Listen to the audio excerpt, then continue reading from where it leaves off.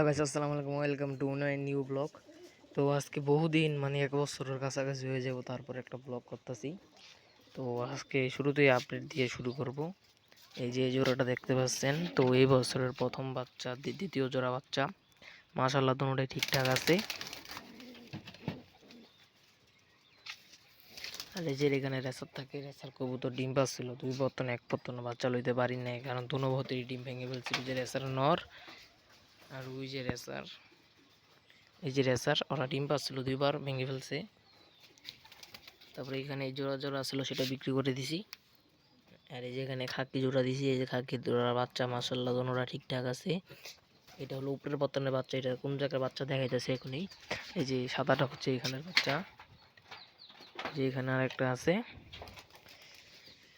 তো এখানে কালকা যদি ব্লক করে এখানে ডিম বাচ্চা দেখতে পারবেন। আর এখানে একটা বাচ্চা আর একটা বাচ্চা অন্য জায়গায় দিছি, কারণ ছোট বড় হয়ে যাবে। আর এই জোড়াটা আজকে বাচ্চা ফুটাবে ইনশাল্লাহ। বাচ্চা বলে ডিম পারবে আজকেই, কারণ এটা ডিম এসে বসে লেজ ভেঙে দিয়েছে। তারপরও আর বেশি আপডেট নাই। আর এই যে দেখতে পাচ্ছেন এগুলা সবজি। আর এখানে একটা ফ্লাই লফট বানাইছি, এই যে বিশাল বড় বাম বানাইছি। আর বড় আর আপডেট হচ্ছে এখানে ডিম পাচ্ছে। আর যেখানে একটা বাচ্চা দেখলেন সেই বাচ্চাটা এখানে। আর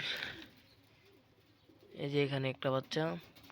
তো ওই বাচ্চাটা একটু পক্স, যে কি করতে পারি সবাই কমেন্টে জানাবেন, কি করলে ঠিক হবে। এই একটা বাচ্চা। তো এই আপডেট। আর কবুতরগুলো তো দেখতেই পাচ্ছেন। তো সবগুলো কবুতর নামাই, তবে ভালো করে দেখতে পারবেন।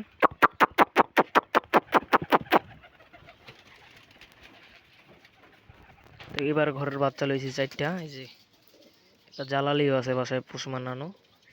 তো জালালিটাও ভালো চাকের সাথে উড়ে। তো এই বছর কবুতর পাল্লা মাল্লা সব দেওয়া শেষ, এই ব্যস্ততার কারণে কোনো ভিডিও করতে পারি নাই।